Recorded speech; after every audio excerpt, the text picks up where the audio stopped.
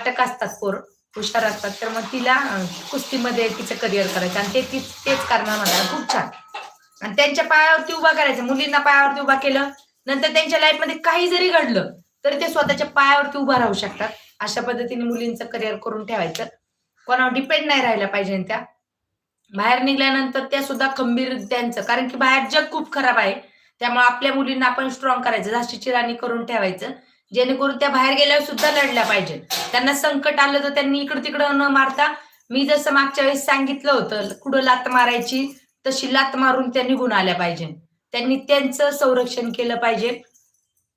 मग 1 येऊ किंवा 10 येऊ, चेंडू बॉल करा, सगळेजण घायाळ होणार.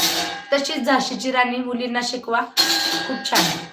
आणि घाबरू नका त्या टायमाला, जेवढी ताकद आहे तेवढीच मारा, असं शिकवा मुलींना. कोणतंही संकट आलं तरी ते म्हणतात ना, तिथून ते कधीच तो माणूस तो काहीच करू शकणार नाही. आणि अशाच पद्धतीने आपल्या मुलींना